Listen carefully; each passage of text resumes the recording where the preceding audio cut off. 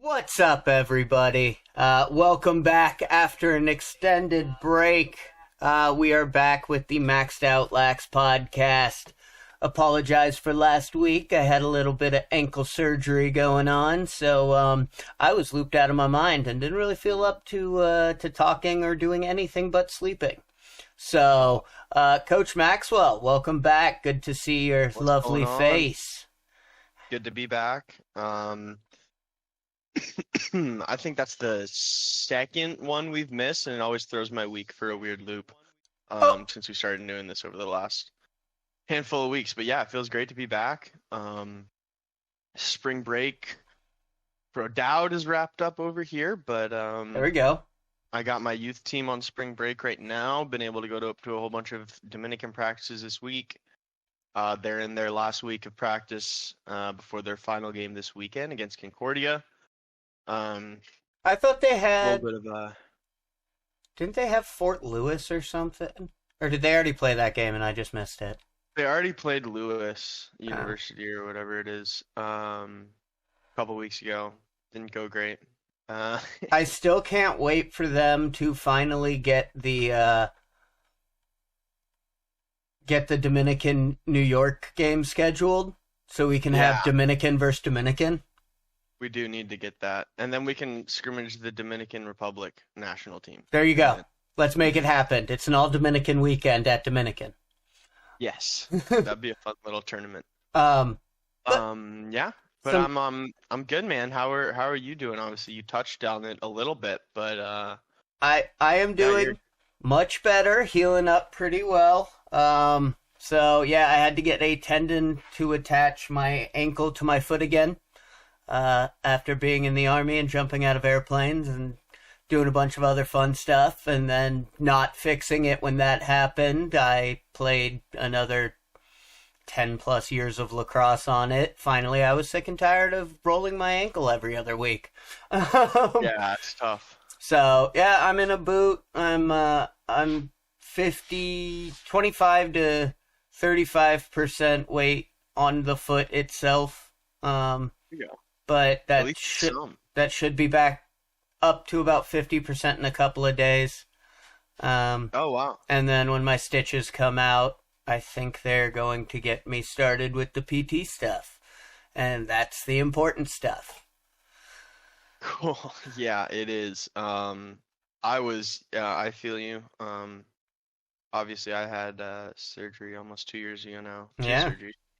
But I was no weight on my right leg for 6 weeks. I wasn't allowed to put any weight on my right leg, so that was a fun time. Oh, yeah. No, I could only imagine. Like, I've got one of them one-legged wheelie scooters. I've got... I mean, yeah, I definitely couldn't have done that. That was... It's Wouldn't go honestly... well on the knee. It saved me a couple of times Oh, I'm because sure. crutches suck.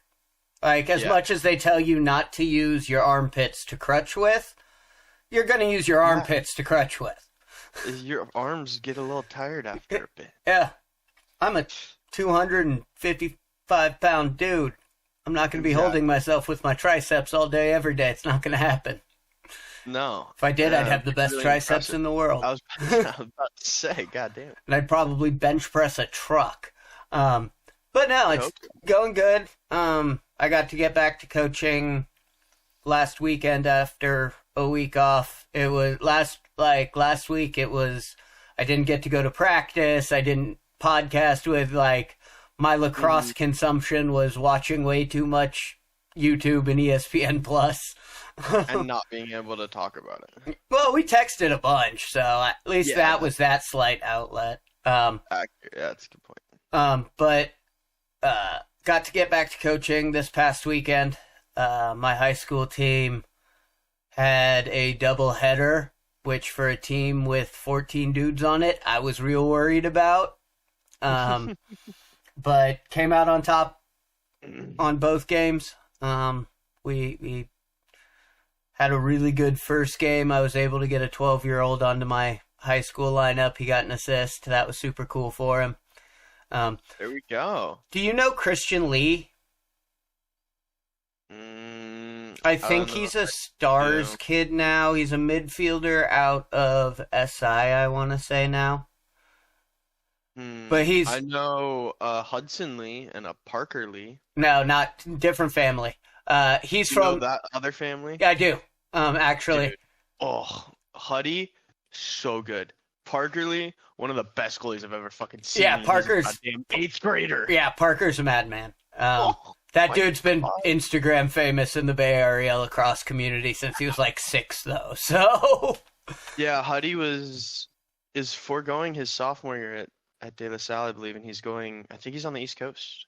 this year. Okay. Or he's taking a gap year and then going to the East Coast next year for boarding school, Hmm. prep school. Kind of makes sense. Taking the Will Mark model, if you will. Yeah, and I mean the kid's good enough for sure. Oh, He's a little bit absolutely. undersized, but he is quick and he is pretty strong for his size. I was lucky enough to coach him at a few tournaments Okay. last summer and over the fall. I helped out with that their North Bay 26 team, and not only is that North Bay 26 stacked, the age group of the 26s is pretty stacked, and Hudson's a good 26 kid and a great is player. sophomores this year. Sophomores. Current sophomores. Okay. 27s are pretty good. There's a really good 28 class out here out of the Bay as well. Nice. That's good to hear. Last year, so was it the 23s and I'd say the 24s have been and honestly even the 25s have been a weirder class. I think COVID, had a lot to do with it. That was 3-4 years ago, kind of the start of their high school and stuff, and like 8th grade, I think a lot changes for you. Well, and Especially it's athletics wise. losing a year for anyone, unless you were one of those kids who has the ability and self-discipline to go out and get your wall ball in and do those things, taking a year off of anything is going to set you back. Okay. So I think that's why you saw what you did in college, where they were giving those extra years, because there wasn't no sports. So it makes sense that these classes would be a little bit further back in their development. Yeah. But no, and then we had the inaugural tryout for Tennessee Thunder on Sunday. So that was a lot of fun. Had about 18 guys show up. We've got another one this weekend. So getting back into that club world. It is Going swimming in the swamp with the alligators. It's a fickle mistress, to put it lightly. Oh yeah. But you know what, and I've always said this, I will always say this. If I wanted to make a boatload of money, I wouldn't have become a coach. Yeah. I'm not in it for the money of it. Like, this is a very good athletic area, and I could help a lot of kids go to college by playing lacrosse. Why not do that? Yeah. And it Couldn't doesn't agree more. it doesn't need to cost the family $9 million a summer to go do it. Like, it doesn't. So No, not at all. that's what I'm hoping to build. But definitely some talent. Definitely got some kids who can do some things. So excited! We've got second tryouts this weekend. That's gonna be awesome. I'm hoping to put together two high school teams and a middle school team. That's all I need. Yeah. Hashtag grow the game, build the sport. Start it like that. Don't start too big. No. You have to then try and scale back. Yeah. Let it build. I'd rather have more coaches for less teams than have to be scrambling to find parents to coach because I promised this team. Mm-hmm. Like, Absolutely. it's the only way we can make it work. But now where I am, they were literally driving like 2 hours to any travel club team. The closest was 460 up in Blacksburg or down in Knoxville. Yeah. And three times, That's tough. like, they're charging $1,000 a summer, which isn't terrible. Like, it's nothing absurd to me. But then you're asking them to drive 2 hours 3 times a week for practice. Yeah. So 4 hours Yeah. round trip. Like, come on. You're spending now, how much on gas and all. And it's the hidden costs that nobody thinks about. But Yeah. getting We into tried it, being the homer I am, let's start in the NLL. Because we have 2 weekends left. We've got 4 teams that have clinched playoff spots. Mm-hmm. And we've got 7 teams fighting for 4 slots with two games separating that last team from the top team. And we only have 1 team mathematically eliminated. Like, That's what we love to see. it is getting down to the nitty-gritty here. Hell yeah. And we've got... Go Go ahead. Go ahead. Yep, you go. No, well. Poor Desert Dogs. Is this their first year? Second year? First year? Second year. Second year. They can't mimic the success of the Golden Knights being that new expansion team in Vegas and immediately rolling people. But it is it reminds me, obviously way less games in this season and sport than in the sport I'm about to mention. But it just makes me think of the fact of how me and my friends already in baseball season are talking about how every game matters. Even though there's 162 games, we have 150 games left. We're like sweating over every single game. And it's so exciting to see in the sport, like, you know, you have the NLL. Every game always matters. And if you want a sport where like you can talk about, a lot of people have that conversation of how like pro sports take like a much bigger hit compared to like college sports. A lot of people like college sports more because they feel like people care more. I feel like the NLL is exactly what that is as well. These guys fucking love box. Oh, yeah. And they want to go out there and beat the shit out of whoever's across from them. And they care so much about winning in box. You can tell that there's so much passion constantly. Well, and I think the other thing is particularly the NLL season, they're probably 90% of the time playing against somebody they play summer season with. Oh, or if they didn't play college with, if they didn't grow up with, if they weren't playing youth, but that's the thing, like, if you lose, if you're on that team that gets caught a couple of times and one of your buddies from your summer team, he's going to let you hear it. And nobody... You're buying rounds every time you go out. Yeah, you don't want that. Like, that's not what we need. Yeah. But no, it's true. Like, every game really does matter because you look at a team like Rochester, who's right now they're 2 games out of 8th place. They've lost how many 1-goal games this year? Let's count.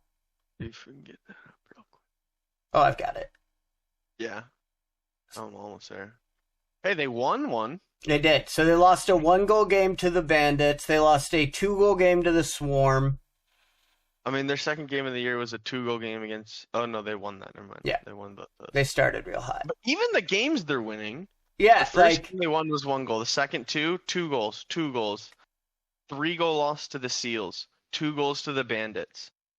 Yeah, so you look at a team like that, if 1 goal to the Bandits.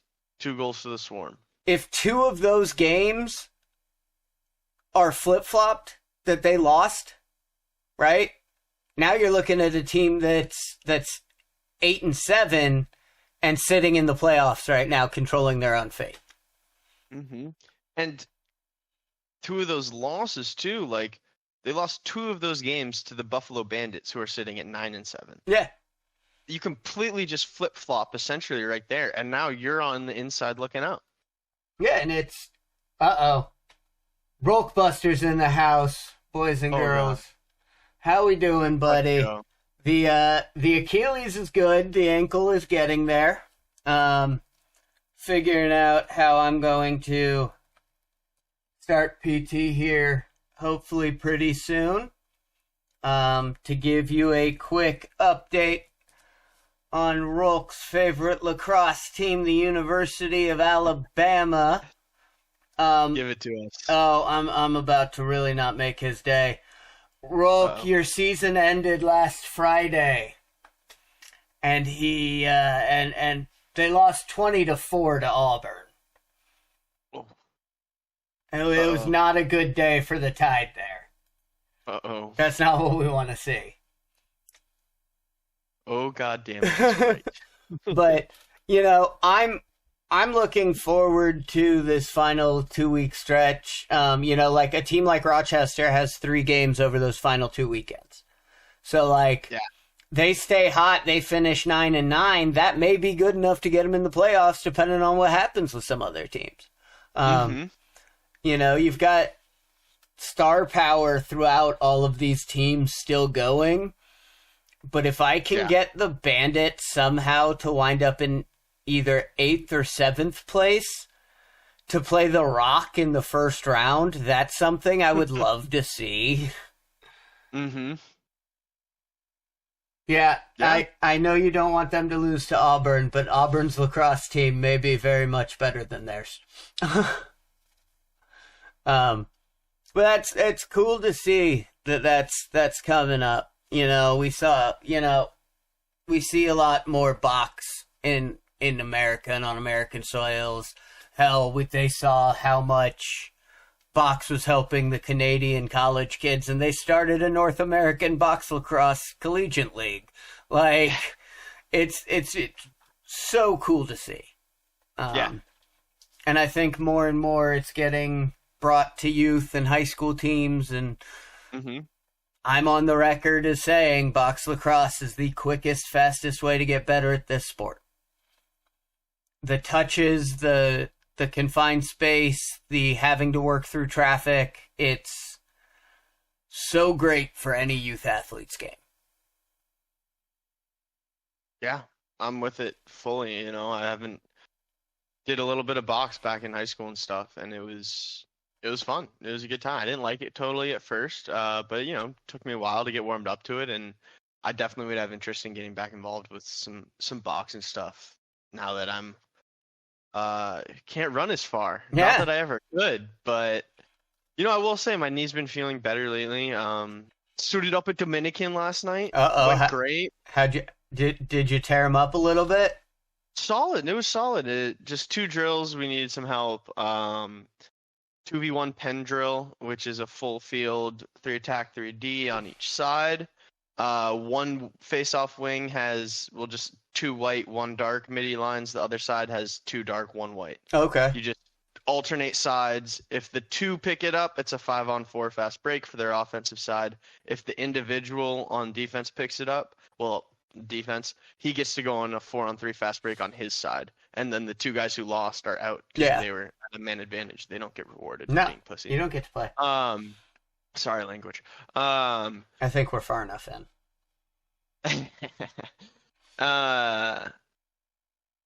That went well. And then we did everyone's Dominican favorite Princeton scrimmage. Oh, yeah. Anytime out of bounds, it's an automatic turnover. It doesn't matter.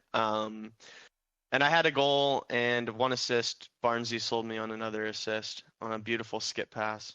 But it's okay. I taught our starting freshman D-Pole Wyatt that he's got to respect my turn the corner from X game. They were in a zone and he was kind of splitting. I was at X. He was on that righty. That low right wing.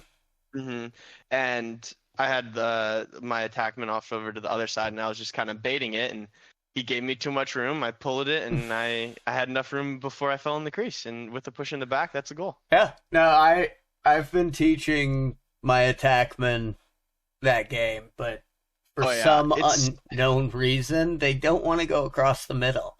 I'm like, well, no, I don't totally blame you. One of them is built like Tommy. Okay, well then he's just you know, but kind of adding on to that, and these are some of the tangents I'm even more excited that we get to go down when we just talk like this. But it's one of those sixth senses. Like you can show them what to do, and you can be like, here's how you do this move, here's why you do this move, yada yada yada.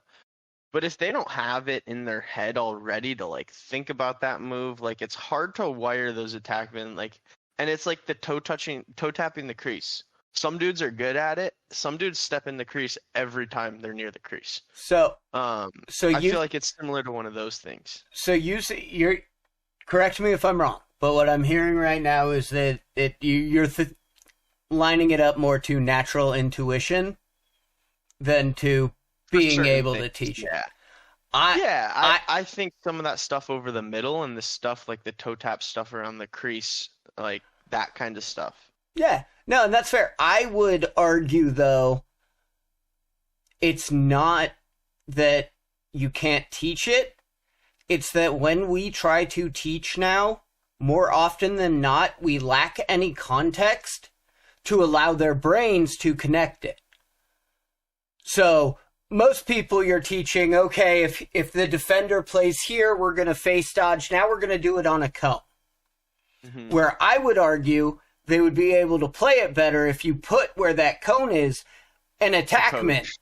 And the attackman can play either the skip pass or the near man or your man. And you're just running a 2-on-1. The defense is going to make that read whatever they want to do, and you have to read off of that. Now, we're teaching them and correlating into their brain, okay, that defender just took that step upfield, face dodge underneath, now I'm going.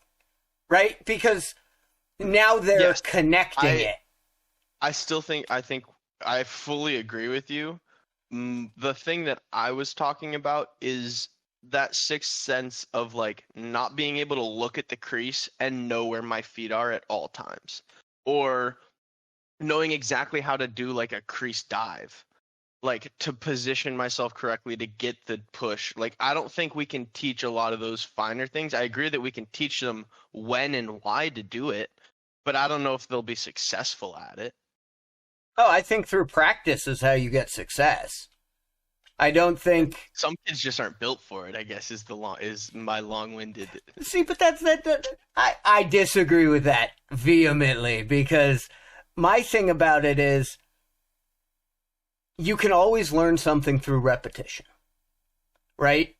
And if they are getting live reps where we cut the field to, all right, attack and D, we're going to do 3v3, but you can't go above 10 yards above GLE. We're forcing them now to play in that and get those repetitions of, okay, now we're in a tight space. How do we do this? And we've done those drills. Yeah. We did a bunch of those drills all summer, and I can tell you there are some kids who do not get it. And maybe there will always be some, but I think for the vast majority, through repetition and skill added with context of when and why, anybody can have the ability to do it.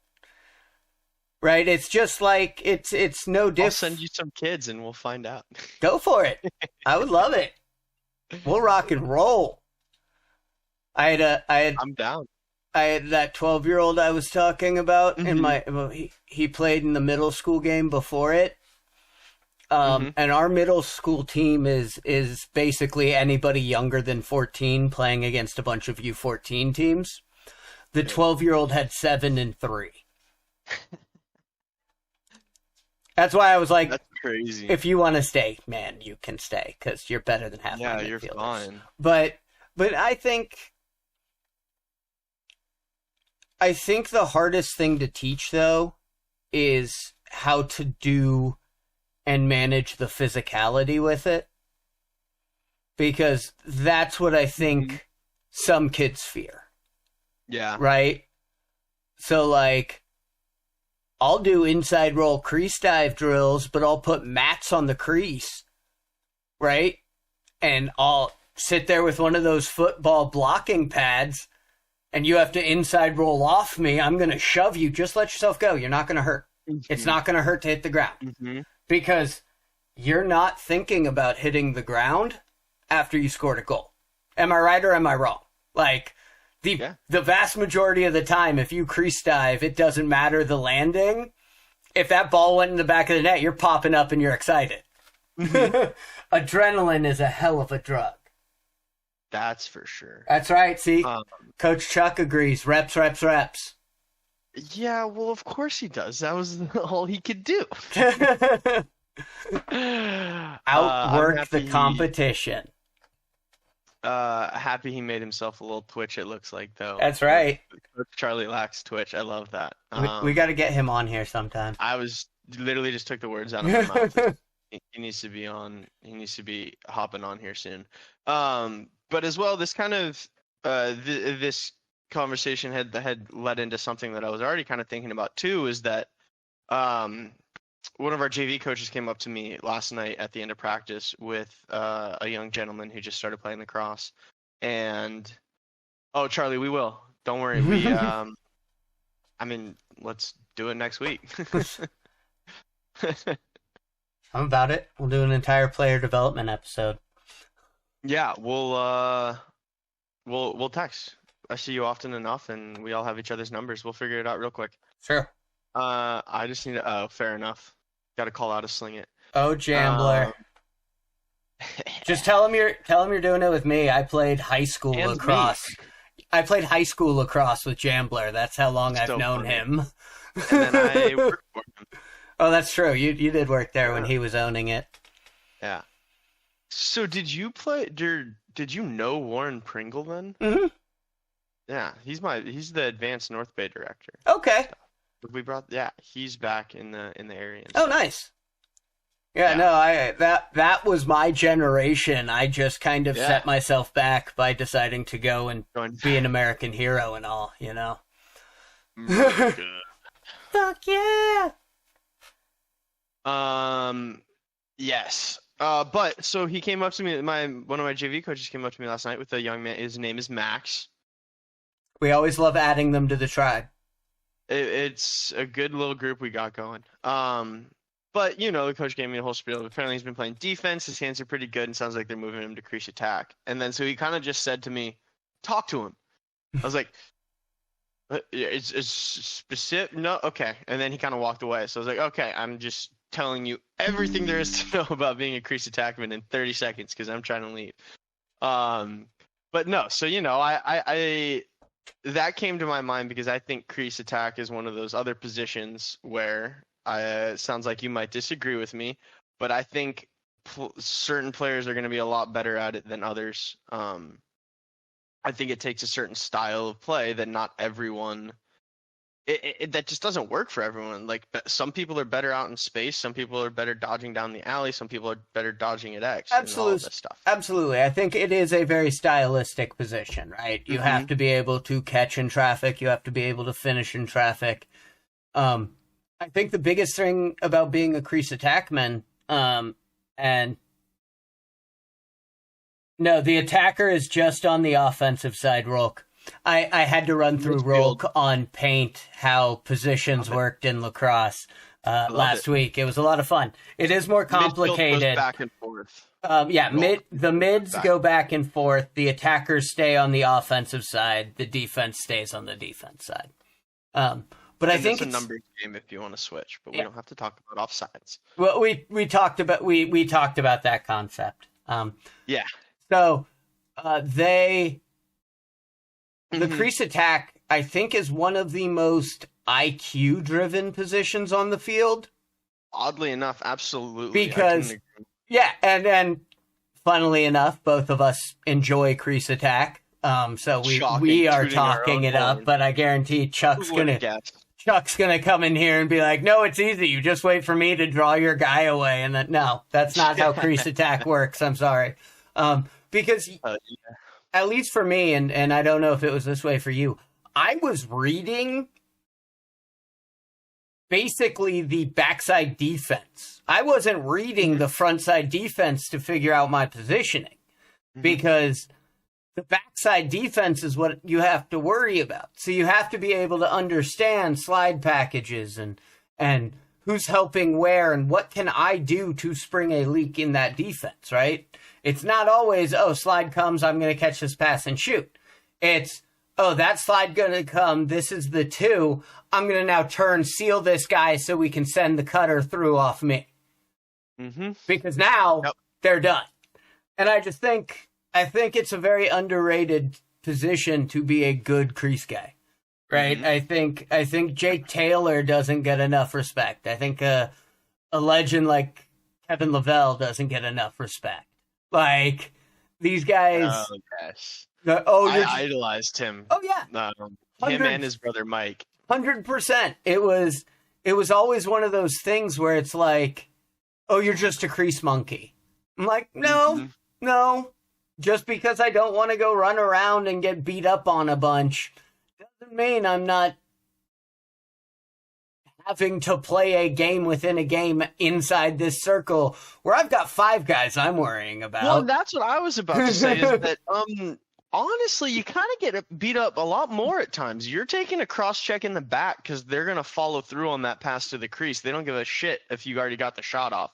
You're taking 3 slashes to the same arm because you have 4 people converging on you. Yeah. And you're lucky that 4th one went for your stick and missed. Like, it's completely a massively IQ game, and you're constantly bumping bodies, pushing guys, pushing each other around. And to your point of watching the backside of the defense, is the backside of the helmet is always something I like. Anytime, your guy's moving, he's looking, whatever, you're always in a different spot. You're never staying in the same spot, even if it's like from here and you only move to right here. Like, even if you're only going a few yards, like, you're just moving and you're somewhere else. And you don't need, like, as long as you know where the ball is and your stick is ready, like, you're fine. Yeah. And you need that chemistry within your teammates as well. Well, and that's the biggest thing. To be a good crease guy, you need to have teammates that understand how to play with a very good crease guy. And that is harder to find than a good crease guy. Oh, absolutely. Absolutely. Having people that can listen to you and tell you, hey, when I have a defender stick right here, but my stick's right here, I'm open, and you can put that on my stick, and we're scoring a goal. Well, and it comes with trust, and and that's something you always want to build within your team is, how are we going to get them to throw that pass? I have to, show them in practice that anytime they throw that ball inside, I'm going to at least get a stick on it. But I also think it comes with a culture thing. I don't have crease guys very often right now. I'm in a lower lacrosse IQ area. Like I said, I think that's a very high lacrosse IQ position. It also, I think, adjacent slide packages and open sets are a higher IQ defense that you have to play. So if I don't let the defense, than just sliding off the crease. Yeah, if I don't let the defense have an anchor and I give my guys 2-way goes, and everything we're dodging is some sort of 2-man game, whether that's a shallow cut or a mirror or a pick play. Mm-hmm. Now the defense has to think, and that's why I feel like my teams have been successful, so far. This team hadn't won a game that I'm coaching in like 3 years. We're sitting at 500. I'm sitting pretty. But sitting very pretty. Yeah, two games left. Sitting at 500, yeah, all day. And to be honest, I don't do very much individual skill development drills. I don't. Nice. Because just teach them how to play. Yeah. Play, have fun, learn the game in context, and you will see more IQ development than you will and sure, some of their individual skills may suffer, but I'll take a high IQ team over anything. Yeah. Speaking of high IQ teams, hashtag segues into kind of the last 2 weeks and what's been going on into NCAA lacrosse.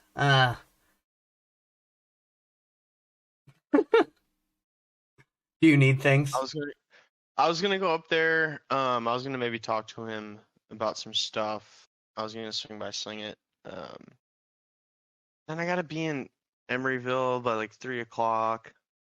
We'll see if I go up there or not. Yeah, we'll see. It'd be a real long about way to get to Emeryville for you, man. Yeah, you've been to my apartment, so Yeah. you definitely would understand that. It's a real roundabout way to get there. But getting into the D1 landscape, holy crap! A couple weeks, man. Nobody is safe. Nobody. I don't care who you are. And credit where credit's due, Notre Dame stepped up to the challenge. They beat their toughest competitions of the seasons, and they did it decently handily. A 2-goal victory over Syracuse, followed up with a 1-goal victory over Duke. It was 3, wasn't it? Or 3-goal. That's what I meant. It was really a 2-goal though, because they scored 1 late with the empty net. Just go see Chuck in Emeryville. He's at the Emeryville one. I didn't even know there was.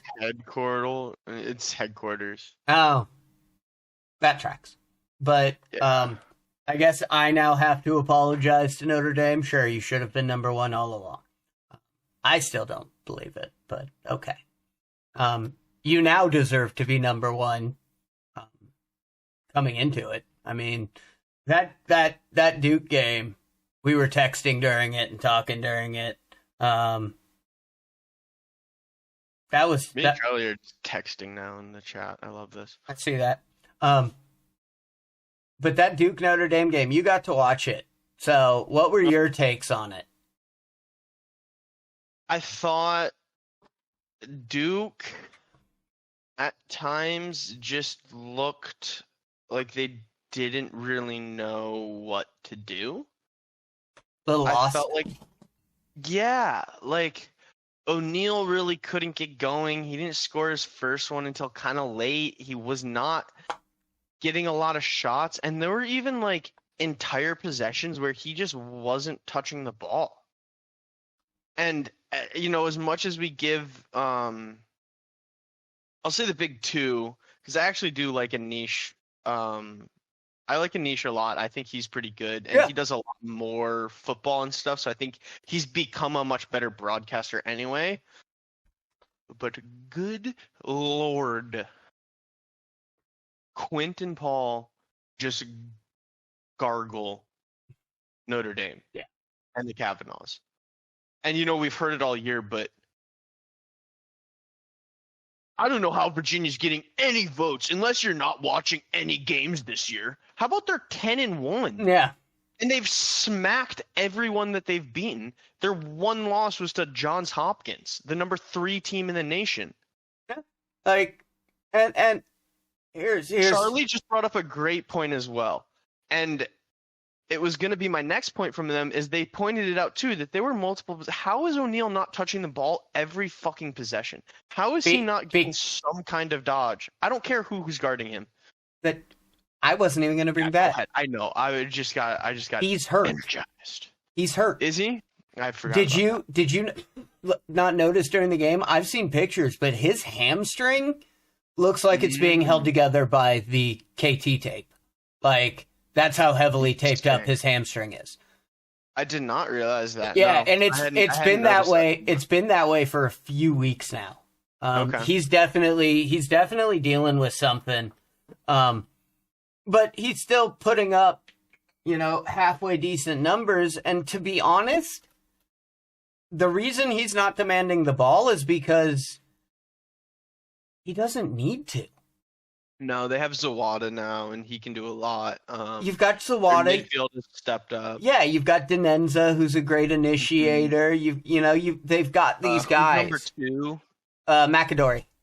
Thank you. He's real quick, and he's so good off the wing, man. When he picks up that face-off off the wing and can push transition, he's fast coming downhill, and he's small. He knows how to use his body. It's nice. But yeah, and I think Notre Dame. I thought Notre Dame just looked better, and Duke just kind of looked like they got punched in the mouth and staggered, and then it was slow at first. If I'm recalling, I'm pretty sure it took a while for the first couple of goals to get scored and stuff. Pat Cavanaugh, I thought, had one decently early, but most of the scoring was second, third quarters, if I'm not mistaken. But even like it was early-ish, but I think it was like 2 or 3 minutes into, like, we didn't have like a quick goal or anything. Like I think there was like a little bit of a back and forth before Pat got his. And dude, his on the run, on that fast break where he caught it running out right-handed, and then just the turn and just kind of that little jump shot, or maybe that was Chris. No, I think that was Chris. I think I know the one you're talking about. The goalie's off. What's his face's off stick hip. Oh man, so, the ability to be running full speed. It was literally their little exclamation question mark kind of jump shot, but in a very different spot. So we talk about usage of Brennan O'Neill, right? He still led the team in shots against Notre Dame. He still had 12 shots. He shot, I will say, 17%.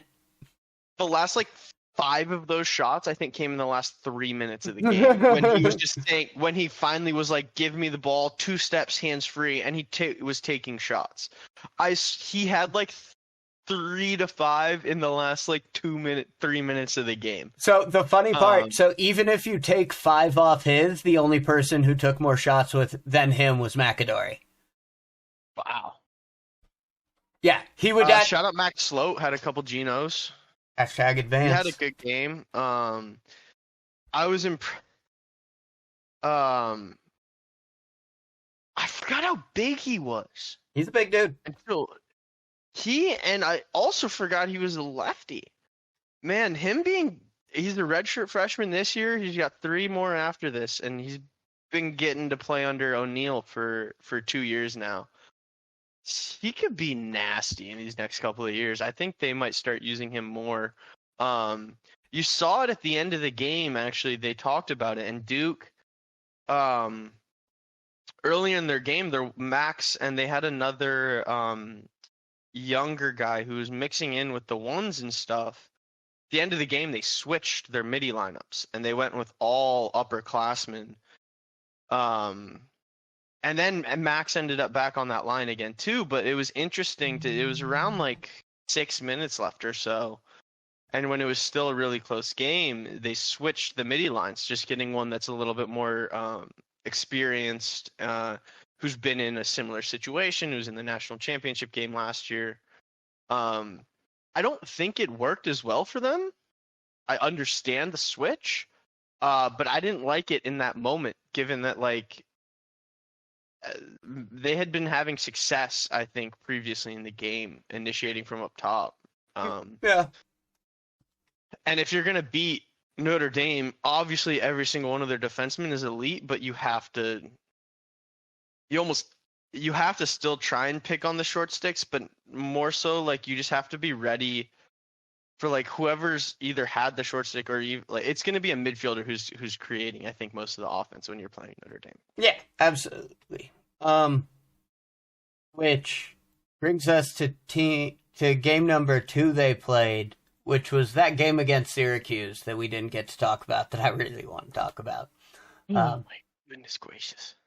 I think this game was the biggest middle finger Will Mark could have given to any hater that said that Liam Entenmann was better than him. Unfortunately for the Orange, Mason Cohn and John Mullen won a combined 9 face-offs of the 29 taken in the game. Yeah, it was still a really good game in my opinion. I think my biggest thing is Syracuse didn't have enough possessions to be able to do what they needed to do to win the game. Sure. And Will Mark had 15 saves. If you have 15 saves against Notre Dame, you should probably win that. Probably. Just saying. Maybe. Notre Dame's got a damn good offense, so they're putting up a lot of shots. Right? I was really, back to the Duke game, I was really impressed with Dobson. I thought Dobson finally stepped up a lot more. Yeah. For them getting up top. He kind of, And this is one of those things that I'm not exactly, but correct me if I'm wrong. Kenny Brower normally is their LSM, correct? I couldn't tell you. Okay. Sorry. I thought he was, and he was down low guarding one of the Kavanaughs. So They might have liked that matchup more speed. Yeah, being but- an LSM, if you're not running your number one LSM against, a midfielder like Dobson, he better step up and be like, oh, this is a sign of disrespect. I'm not going to take this. absolutely. Which Which is funny because you can almost shorty Taylor. Oh, I wouldn't. Think he's dodges enough? No, I'm against shortying a top level crease guy because you never know when you're going to need those extra 3 feet. Mm-hmm. No, I'm putting my most physical defender and telling him to wear Jake Taylor down as they move the ball around the outside. Yeah. But it did look like, at least from what I saw in the Duke game, that they were super, super hesitant to slide off of him early. Yeah. And that's what really opened up the floodgates for the Kavanaughs early and Dobson early and all those outside shooters. Mm-hmm. Yeah. But moving on to a team that we actually like watching and rooting for. Them there Cavaliers of Virginia. Oh, yeah. They've had a solid 2 weeks. I mean, this weekend they had a little bit of an off weekend. A little bit, but anytime you're playing an ACC opponent is going to be yeah, a good game. I get that North Carolina is talented. In ACC play, when everyone is talented, that's not enough to get you by. Yeah. But who am I missing? Let me think about this. Before I say it out loud, let me think of it.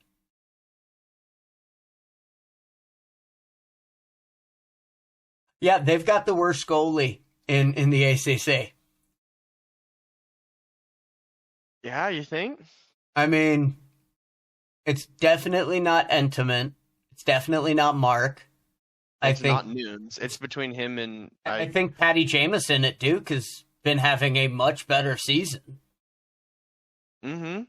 Where are you at, Colin Creek? There you are. He is at... ads on this... He's at even 50% save percentage. And I'd be willing to bet that's the lowest in the ACC without even looking. I'd put money on it. See what Nunes is at. Nunes has scored more than all of them. Baby, that fired me up. I was literally pregame with my Blue Jays, watching it on my phone. Nunes is at 58. And I just started screaming. I was like, lacrosse is fucking awesome! And our goalie for that team is a stud, so I was excited to show him and stuff. Did he immediately try in the first half to run down the field and score a goal? Nah, he's a smarter player than that. He's also our best player, so if he did that, I'd be pissed. Entenmann, where are you? I've got him. Okay, Entenmann's at 54. Ooh. So far he's in second. Do you want Will Mark or Patty Jameson? Who I almost called Dougie Jameson because hashtag I'm a box mark. Man, I forgot. He didn't start, right? Who? Patty James, this season. He didn't. They made a move to him. I got Patty's, so you can give me Will's. Okay. By the way, how many points does Nunes have? 2 or 3? Oh, okay. He's got Jameson beat. So I was gonna say Jameson has 1. I know that. So they might be tied. Okay, give me Mark's. I'm still scrolling because... God damn it, you said you had it. Well, I forgot his number was so far down. Yeah, fair enough. So while you're waiting, Patty Jameson is at 58. as well. Okay, Will Mark's at 55. There we go. All plus 50, which is pretty crazy. Matthew Nunes, let's go. He also has 2 points. He has an assist and a goal. I will say his coach is much more forgiving about the goalie starting offense than a certain Coach Danowski would be. Yeah, probably. Will Mark Dude, Will Mark also has a lot more pardon the pun, goodwill built up being a fifth-year senior than a true freshman starting for Duke. Yeah, no, absolutely. But touching on the Danowskis, and one of those special kind of plays and players, Matt. I still remember an ESPN, I think, segment with Matt. Or like I don't know, but it was talking about him breaking down like the pushing up righty wing, you turn X, and then the like step back off the hip of the defender shot, and like I watched that when I was shot. Yeah, off the hip of the defender and stuff when you're coming up from X on that turnaround. And when I saw, like, I immediately started using that, and I've used that in almost every single game I've played in since since I started playing. You know, it was just, it's funny to me though that like I never really liked Matt Danowski. I never liked Duke, but it was that little thing that stuck with me, and I can still like picture like the video of it for whatever reason, you know? Yeah, no, absolutely, and I always respected Danowski, but like if I was gonna root for somebody on Duke, it was like Zach Greer, right? Sure. It was one of those Canadian box guys because they were more fun to watch. And I feel like I'm getting a theme here with you. Yes, we all know. I'm a homer. Reoccurring. I don't know. You want to say that, and 2 of the top 5 scorers for your favorite team are both box guys from Canada, so suck it. But talking about your favorite team, the win at Harvard was impressive. Going up to Boston. You know, and they look bad in the first, I would say, 3.5 quarters almost. Yeah. Like, I was stressing. I was like, you motherfuckers, if we lose this game right now. Of course I'm saying we, you know, but yeah, they turned it around, man. Well, and I mean, you look at it, and what I like is they get production no matter what the defense wants to take away. If that makes sense. Like, because especially a Gary Byrne defense, they're trying to take it away from you, right? They're trying to force you to play their game. Yeah, something that you don't want to be doing. But this Virginia offense always has a counter, right? They're like Floyd Mayweather Jr. You may get to punch a couple punches in here and there, but they're going to wear you down, find the weakness, and exploit it. You know, if you want to slow them down, they're going to play fast. If you want to play fast with them, they're either just going to pedal down all the way and say, okay, keep up, or they're going to slow you down. They're going to play sixes, you know? But I think it's a damn shame that Peyton Cormier is not on the Touraton watch list last I looked. Yeah. I think it is a crying shame that somebody who has 41 goals and 10 assists while shooting 35%. And is the leading scorer now in Virginia history. Yeah. And no, nothing. Goal scorer. It's fine. They broke both points and goals this year. Yeah. They have set. And they've done that a bunch. Matt Moore recently set the points record for Virginia 2 years ago, his senior year. Yeah, and Brandel last night. Yeah, another one. We're definitely missing a couple from this year too.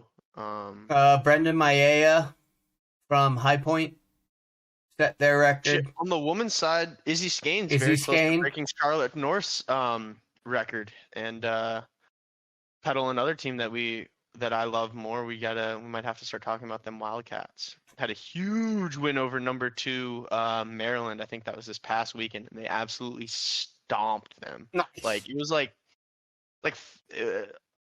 high teens to I think like single digits, and like that was the 1v2 matchup. I'll take it. I was like, I'll take it. Give me that all day.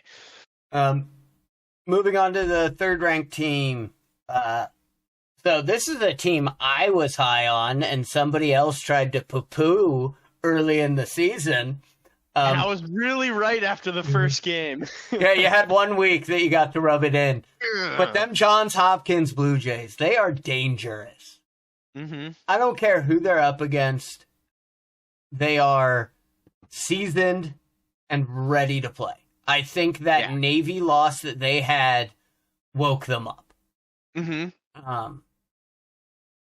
And I don't think I would be wrong to say that I think a big piece of that is Chase Erlin backstopping them. Right? We know they were the only team to have both their attack and midfield mentioned by IL in the preseason, units to watch. We knew the offense was going to be good. Right? Yeah. But the question mark was Chase was their goalie position. They get Chase Erlin to come in, and he's saving 56% of the shots. Like, he is stood up when they've needed him to stand up, and I think that... you look at his lowest game was 47% against Navy. Yeah. The only other game he was in the 40s was opening weekend against Denver. And, the one other loss was to Cuse, and he was at 52 against Syracuse. He really figured it out. He's had multiple games way over 60%. I think he's been very solid, and like you said, he's started to get into a really good groove. His last 3 games, 62, 58, 67 against Penn State. Well, and that's what he's played into Final Four weekend, right? Mm-hmm. He knows when the games matter. And I feel like he's a goalie who can stand up, step up, and say, hey, if I have to put this team on my back because the other older guys on the offensive side can't right now, I'm going to do it. I got you. Mm-hmm. I think that is something that is so often missed in the goaltending position, right? Great, you can be a great stopper. Great, you can be a great outletter. But end of the day, we are one of 2 positions on a lacrosse field, I believe, can say, we're going to win this game. I don't care what I have to do. The other is the face-off guy. Because they are... Why they're specialists, man. When it comes down to it, they're individual positions. You can win your matchup individually every time and save the game. And so I think that's going to be huge. And the Big Ten is about to get nuts, by the way. But, they play... They play Hopkins has Ohio State and Maryland next. Yeah, and Hopkins is 3-0, Maryland is 2-1, everyone else is 1-2. Yeah. If they can finish off winning both of their last 2 games, I mean, they're definitely hosting a tournament game. I mean, they're sitting pretty. The only team undefeated then. They would in the Big Ten. Yeah. And yeah, they're, maybe if you lose first round in the Big Ten, like that might affect it, which isn't out of the realm, but you're hosting a Big Ten game and you win that out, you're almost guaranteed to be hosting a NCAA game as well. Well, because honestly, whoever makes it in is probably a top 20 team, Right now, you've got Michigan, Rutgers, and Ohio State all receiving votes. Yeah. And then Penn State, Maryland, and Hopkins are obviously in the top 20. So, all of these teams are right there. Yeah. Which is fun. It's going to be fun down the stretch, seeing how these matchups play out. We already touched on Duke. You want to see more Brendan O'Neill. I want to see them lose. I want to see them lose. Don't take that away from me. That's gonna be North Carolina's 1 ACC win this year. Dude, I'm so freaking down. But before that, we get this week. Oh no, not this weekend. Monday. Hit him on. No, No, it's Sunday, Sunday. Sunday, Sunday, Sunday, Sunday, Sunday. Sunday, Sunday.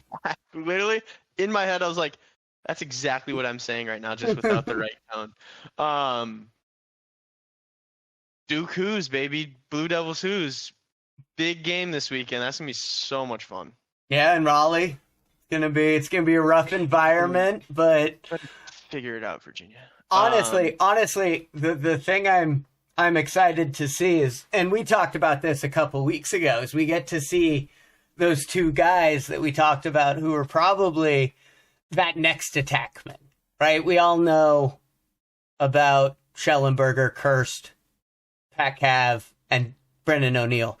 But who's that next attackman in the PLL, like, big boards, right? And you got guys like TJ Malone, you got guys like Peyton Cormier, Dyson Williams, Josh Zawada, Mikey got Bowe. 3 of them right now. Yep, so we're getting to see the kind of two that... Jack Boyden. Boyden. Could be in a PLL attackman for sure. Oh, see, I see him more as a PLL midfielder, to be honest.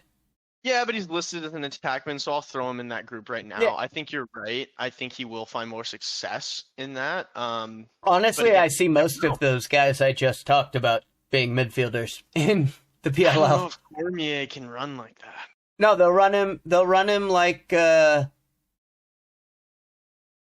did Cloutier for the Chaos. Yeah, but Cloutier ran like a 6-minute mile. I think Cloutier actually had legs somehow. I don't know if Cormier has the legs like that. Oh, I think he does. You got to think, it's not in the PLL. It's not that much further than a box because they shorten the field. True. But yeah, so we get to see the matchup, and kind of the matchup that I think may help define the game is Cormier and Dyson Williams. I think whichever one of them can Robin their Batman better, I think that's going to really be one of those things that does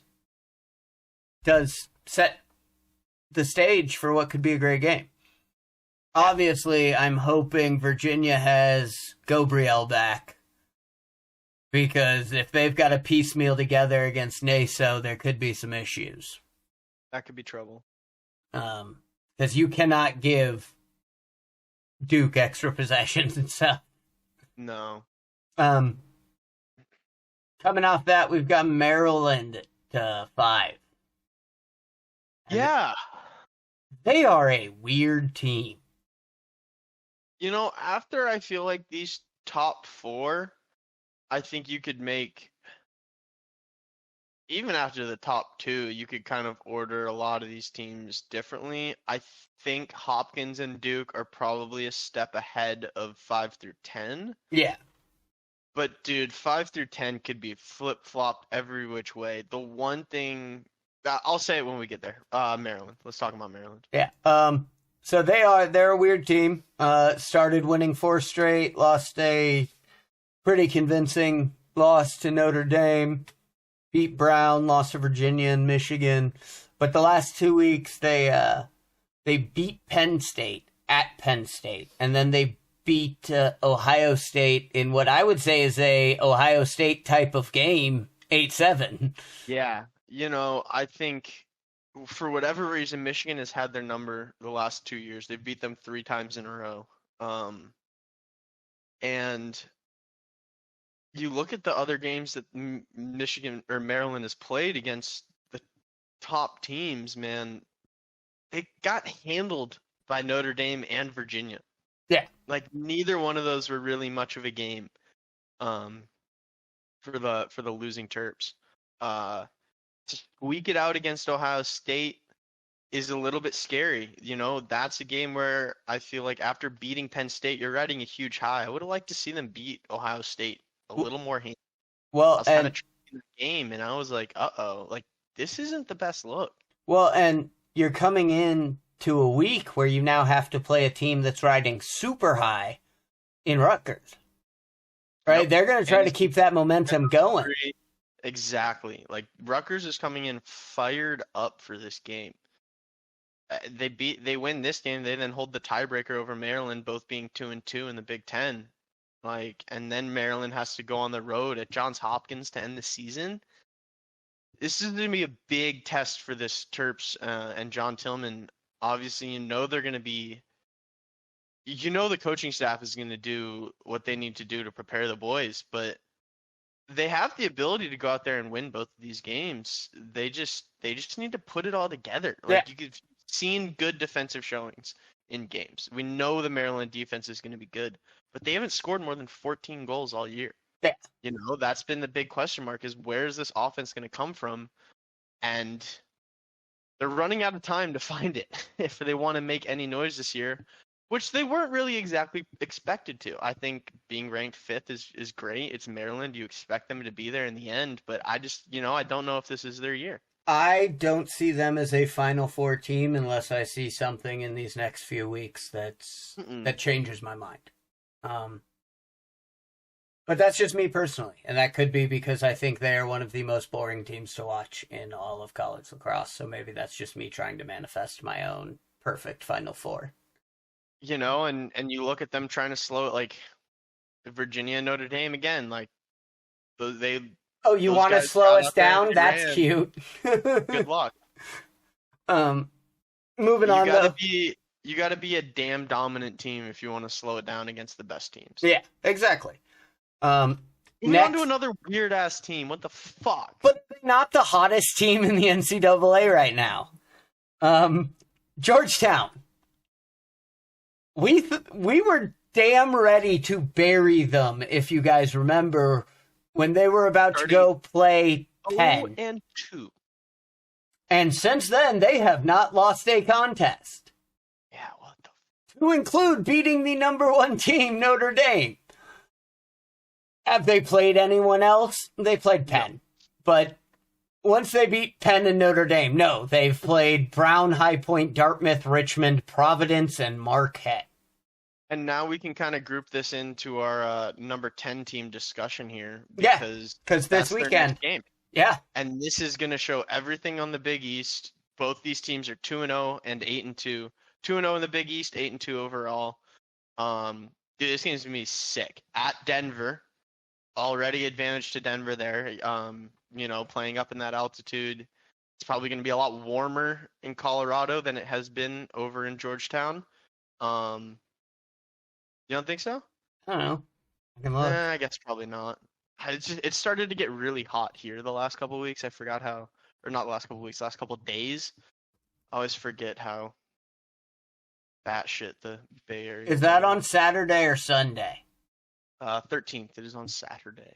So the high in Denver, Colorado is supposed to be 78 degrees.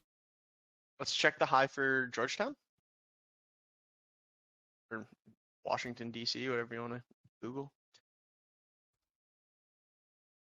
It is currently 77. Wow. With 45% humidity in Washington, D.C. I think the altitude's what's going to get them. The altitude and then the thin, like going from a very wet, humid environment to a very dry, high altitude environment is sounds like it'll be the biggest thing. Yeah. Global warming, warming up DC real early. It's also April, man. Yeah, I guess, but I don't know. It's warming up out here. Yeah, I mean, I've been watching, like last week during I'm going to bring everyone else's favorite sport into this again. Watching the Cubs games last week, it was miserable in Chicago last week, like in the 40s and stuff at game time and like raining and whatnot. So yeah.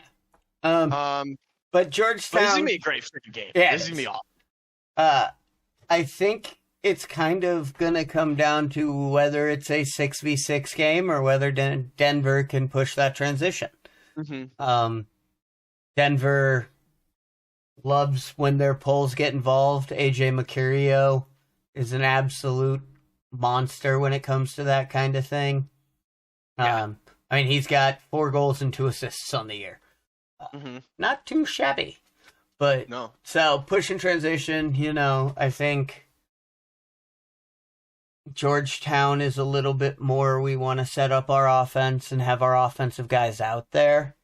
So I think that's kind of going to be where I'm going to be watching a little bit more closely. and then how Denver can defend the knowns. Can't let Aiden Carroll, TJ Haley, Vidaro, and Bundy beat you. If any of the other guys beat you, fair enough. Tip of the hat. Move on. Good on them. Exactly. So now the team that I was going to say that it just bothers me, but it's also totally fine. They have 4 losses, but they also have more wins than every other team but 2 in the top 10. And they play more games. Their 4 losses were by a combined 5 goals. All against teams at that time ranked in the top 10. Yeah. I do not know what to do with Syracuse. When you lose that many games and you have the 3 teams below you in the top 10 all have less losses than you, but you've played a harder schedule than them, and you've been in every single game. Syracuse is wild. You can't not put them there, but they have 4 losses, and I'm just like, when you put who's in front, you've lost more times than anyone else there. Yeah. But I will say to that effect, right? Mm-hmm. I think these particularly their last loss to Cornell, right? I think it could end up being a good thing for them. It could wake them up into going into their last 2 ACC games, absolutely. Right, because if they finish even 10-5, and your 5 losses are Maryland, Army, Notre Dame, Cornell, and Virginia. Pretty good. It's not a bad loss at all. That's still a top 8 resume in my book. Because you still have wins over Duke, Hopkins, and that's it. But Colgate's ranked now after their win over Army. No, you're right. Yeah. Right? Mm-hmm. And then Colgate. You'll have a win over UNC at that point, which is still going to be an okay win. Yeah, it's not a bad win. There's no such thing as a bad Later, win. Rolk. We'll talk tomorrow after wrestling tonight. I'll keep you updated on Dynamite. Thanks for coming by. Appreciate you stopping through. But I mean, Syracuse is one of those teams, and I love Syracuse, but they're frustrating at times. And I'm not... Put it softly. They have all the talent in the world. I mean, yeah, Selena has 70 points on the year. Yeah, that's nuts. But they also... They go through these spells where it's like watching a high school lacrosse game at times. And yes, I get it. They're young. Spalina's a sophomore. Hiltz is a junior. Leo's a sophomore. Thompson's a sophomore. Roa's a sophomore. I mean, they have 7 guys with over 20 points on the year, though. Yeah, and their top 5, 4 of them are returning. Mm-hmm.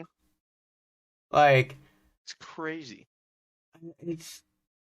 They have the entire capability to make a deep run. Yeah. But they're one of those teams that I wouldn't be able to put money on, and that makes me sad. Yeah, you just don't know what you're gonna get on a given day right now. Yeah. Yeah. They got 10 guys with over 10 points. Plus. Mm-hmm. A couple of polls. They have some big games. They could get there. I mean, one of those guys is your face-off guy. Yeah. Which is D3. There you go, D3. Yeah. Well, and then you get 1, 2, 3, 4 of those top 10 guys are seniors. Yeah. And 11 and 12 also are polls. Yeah. LSM defense. And then your next 2 after that are a freshman and a junior. Yeah. And they've got, people who are going to fill spots. You got a guy like Trey Deer, who is a absolute menace when it comes to being a offensive player. Mm-hmm. he's going to step in and fill probably one of those roles of a Sam English, right? They're both similar types of players. So I don't know. I mean, we'll see. North Carolina and Virginia, 1.5 hard tests. Let's see how it goes. Moving on, we have that other team who just beat Syracuse. And maybe the game of the year. Maybe. I still don't like the fact that one of the officials was an employee of Cornell, but c'est la vie. I'm sure everyone knew that and beforehand and whatnot, but I'm Team Pat Marsh on this. That's a tough one. That's a tough beat for a coach, because I would have done the same thing. If a ref put a finger in my face, I would have politely, not so politely, removed his finger from my face. And that's seemingly, from what I've read, that's what happened that got him ejected. But Cornell actually has their biggest test this weekend, too. Because they get Notre Dame. Yeah, and then they play a good schedule, too. Yeah, they've looking at it, like, they had Denver, Ohio State, Penn State, Syracuse, and now Notre Dame. That's, let alone in a very tough Ivy League, that is a pretty gauntlet of an out-of-league schedule. Yeah. Not to mention, they're already 3-1 in Ivy League play. Yep. Their one loss coming to, again, that fucking Penn team, man. We'll talk about that Penn team. But, yeah, they waxed Brown this last weekend. Yeah. Sorry, Larkin Kemp. It continues. But I'll be interested to see how this offense can do against Notre Dame. Mm-hmm. Because, again, Notre Dame's going to try to stop your notes. They're going to try to stop C.J. Kirst and Michael Long. Can a guy like William Firth really have a coming out party? Can Hugh Keller make some things happen from the midfield? Can Goldstein contribute a couple? A couple of those guys need to step up and have big games. Yeah. For me to see them having an ability to beat a team like Notre Dame. Mm-hmm. Yeah, it'll be interesting. It'll also be interesting to see who they use in goal. Because they did have the goalie switch in the Syracuse game. Where they went to Wyatt Nust, and he was a large part of why they won that Syracuse game. Yeah, absolutely. Then in the Brown game, they stayed with Wyatt Nust, and he had 24 saves and 8 goals allowed against Brown. That's crazy. And then in that Syracuse game, he was 9 saves and 3 goals allowed. Like, not bad. If he continues to play like this, there's I give Cornell a pretty good shot, because a goalie that's saving 75% is a goalie saving 75%. That's just what it is. Yeah, it's just kind of wild. So maybe we get a little low-scoring affair in what everyone is anticipating being this absolute cluster. Yeah, of a high-scoring sprint. We could be surprised. Notre Dame has a great defense, and obviously we've talked about Entenmann enough, so yeah, right. It'll be a good one. That brings us to Yale, who last night played a really good game against Boston University. Shout out to Matt Brandow for setting the all-time points record at Yale. Passing the great Ben Reeves. Yeah, Benny Reeves. I think he's a doctor now. Yes, like a crazy doctor. Yeah, he stopped playing pro lacrosse to do neuro something. Yeah, some crazy sciencey stuff. Perks of going to Yale. Damn smarty pants. But Yale right now is 3-1 in the Ivy with their only loss coming to Cornell at Cornell. And they get kind of a nice little back end of the schedule here. But is that going to hurt them if because, I mean, they don't play another meaningful game until the 27th of May, bro. Because you should walk through Dartmouth, Hofstra. Albany may give them a little fit, depending on if Jake Pacino wants to go visit a phone booth, put on a cape, and take off his glasses for a minute. He's been known to do that. He has. And then you got that Princeton team to wrap up the season. So realistically, I mean, you're looking 4-1 headed into that Princeton game the last weekend to Ivies, if they can handle their business. So yeah. We'll see what happens if that helps or hinders them moving into the.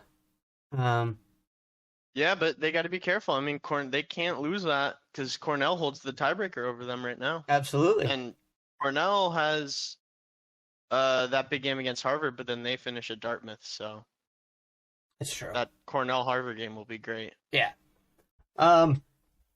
Number 10, we have Denver. So kind of touched on them. Touched on them. I think they're doing absolutely great in Matt Brown's first year. Yeah. So credit to him. First year head coach. Got the team in the top 10. I'm about it.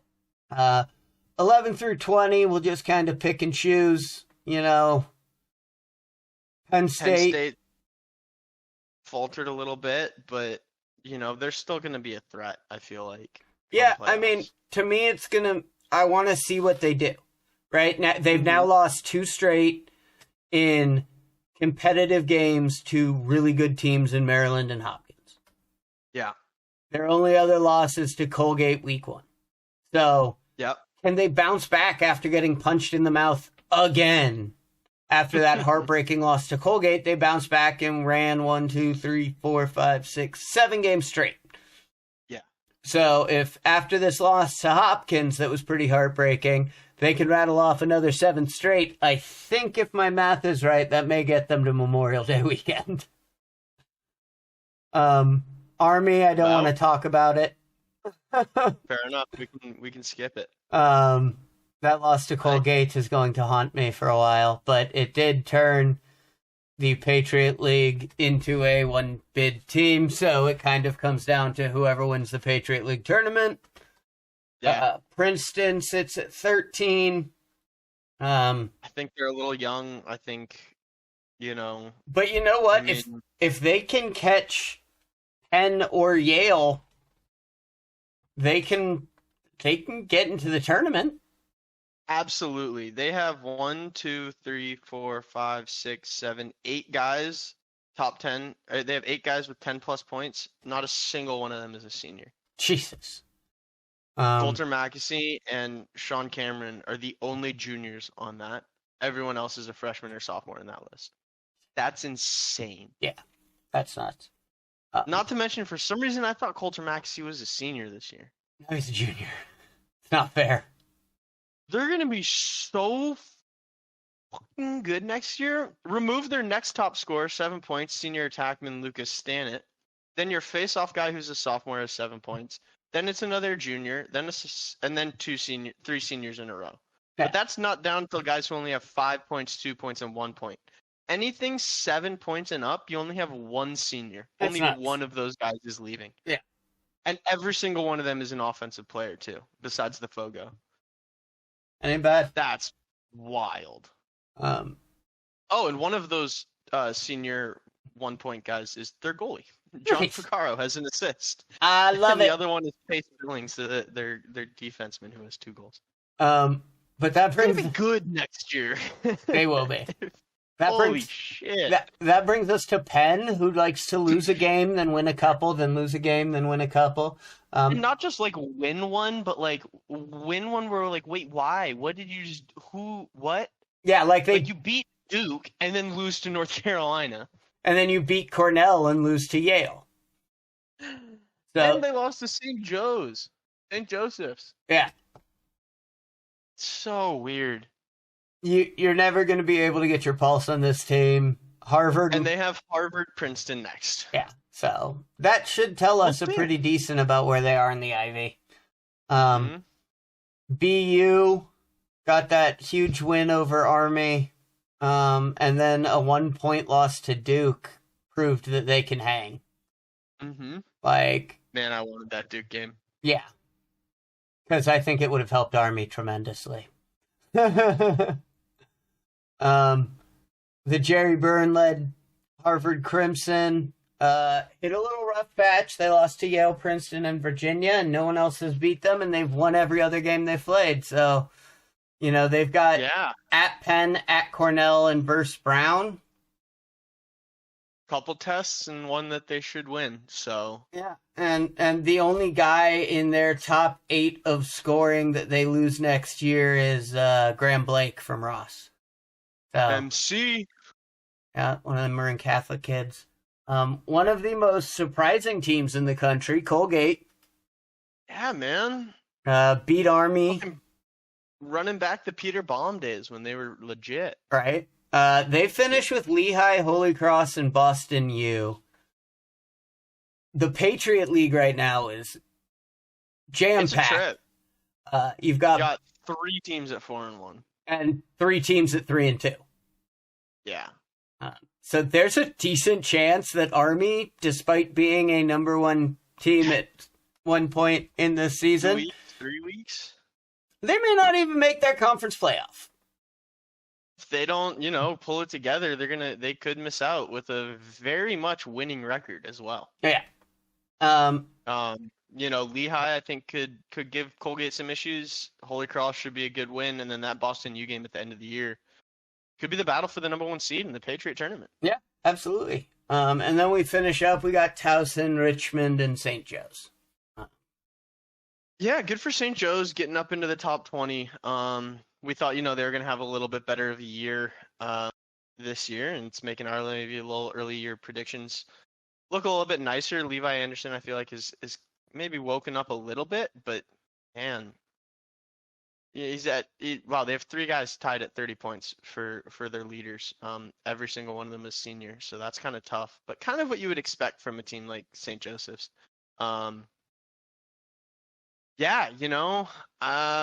A weird team. I thought, we both kind of thought they were going to be a little bit more solid this year, but them and Richmond are both sitting at 2-0 in the Atlantic 10. And they play each other again last game of the season. Could most likely will be another great battle for the number 1 seed heading into conference play. Yeah, conference tournament. Sorry. Yeah, I can't wait for that conference tournament weekend where we get to talk about all of this and be like, "Oh shit!" There's to be so much, so many things. So many things. So that's your top 20. Yeah. Kind of. I mean, like you said, I even think 10 through 20, there's a lot of people you could move around to different places, and I'd be like, I can see your point. Yeah. But yeah, no, I agree with that for sure.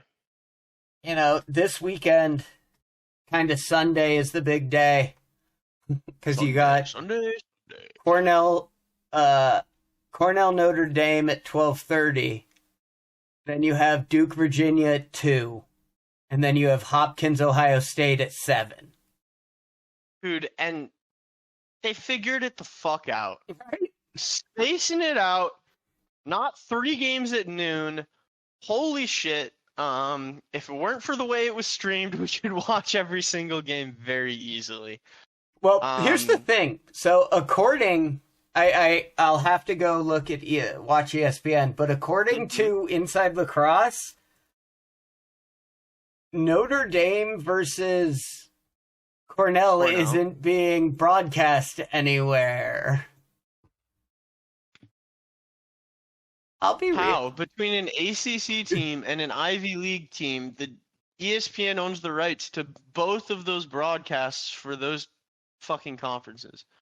I'm just gonna hope they just haven't put it out there yet.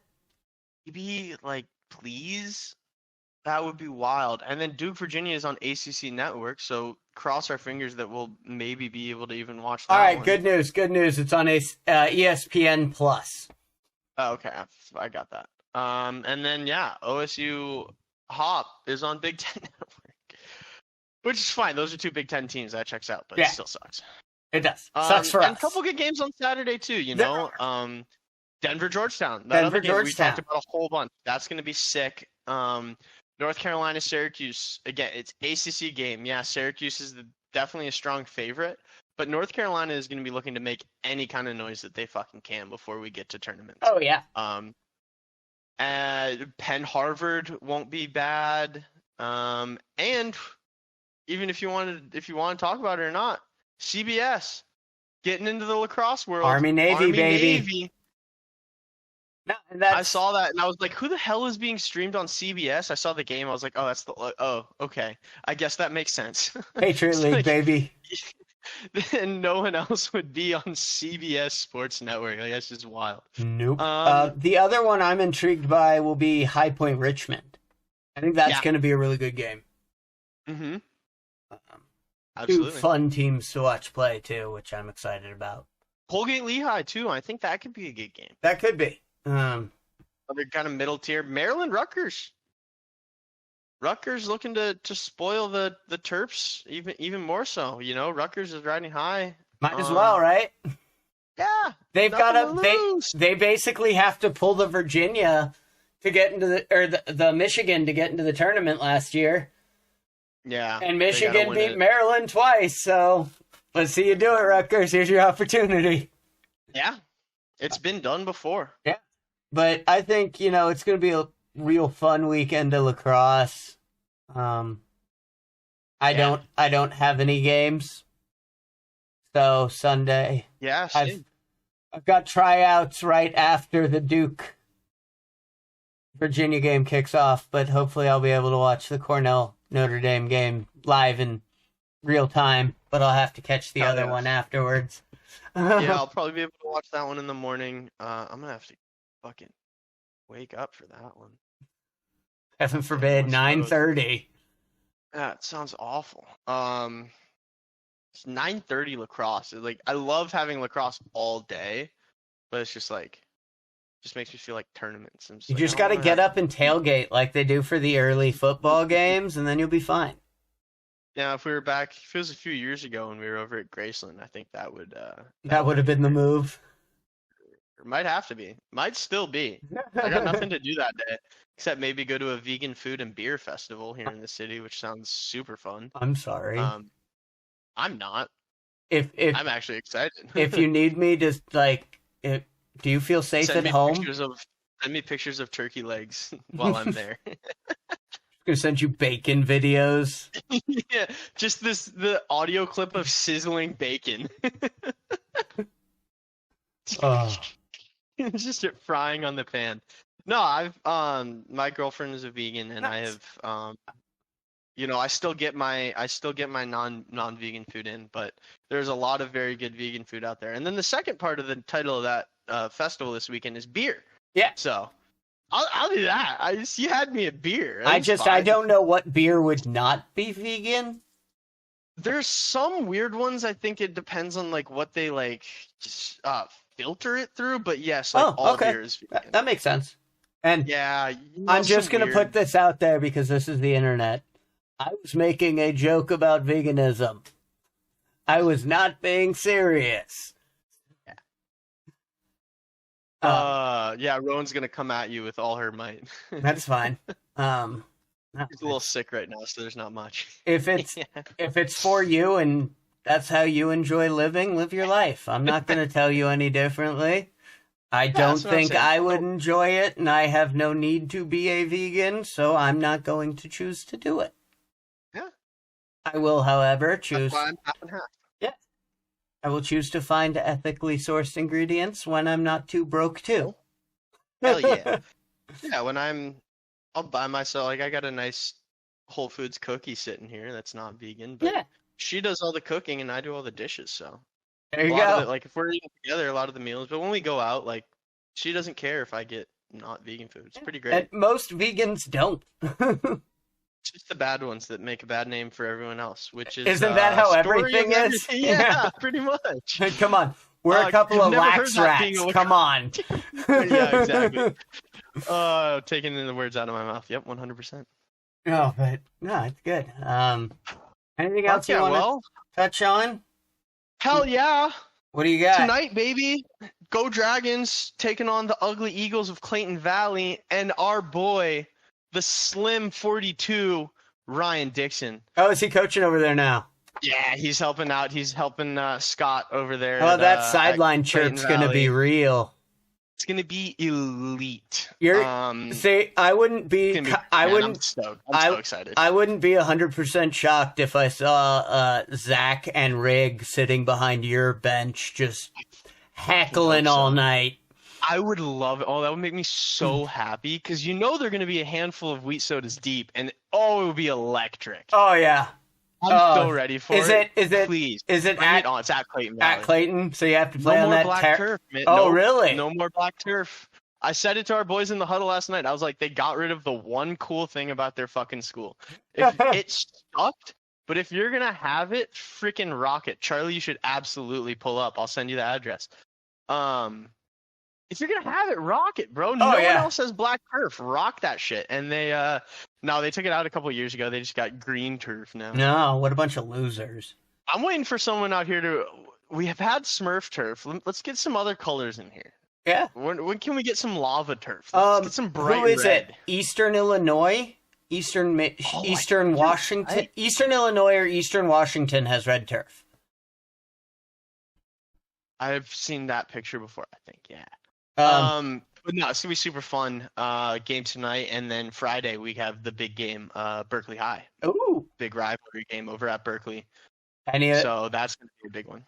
Yeah, that's always a big one for you guys.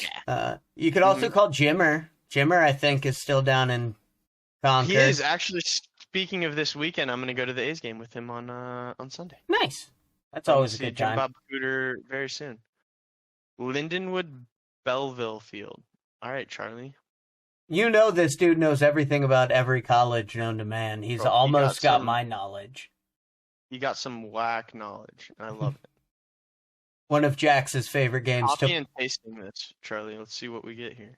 One of Jax's favorite games to play with me is she'll randomly. Oh my goodness! Is it? You got to look it up. Look it up. I can't spoil it. Look it up and hit images. I can't tell if I'm in love or if I'm gonna vomit. Oh, that's god awful. That's absolutely wild. Who do they think they are? They are not the Ohio State University. That's Charlie, thank you. That is god awful. I may have a seizure trying to watch a game on that field. If you're fast enough and you're running, it's like a fucking strobe light going. I don't think they're around anymore. Well, I can tell why. Probably for poor money usage on terrible fields.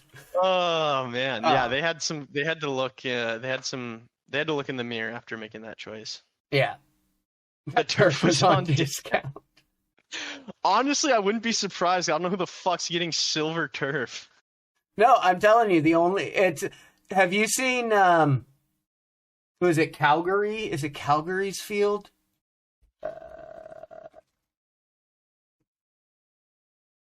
Their box field? Yeah.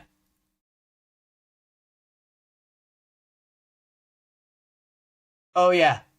Google that up and look at the first image. You want me to Google? It just put the Saddle Dome Calgary. Gotcha. But put Roughnecks in there somewhere. They spent $2.3 million on that? I refuse to believe something. Oh, the light blue, yeah. It is so gross. Yeah, the teal. It almost looks like the old, really bad AstroTurf from like the 2000s, you know? Yeah. The Rush went uber green this year too, like almost a neon green turf. It is hard to watch games on.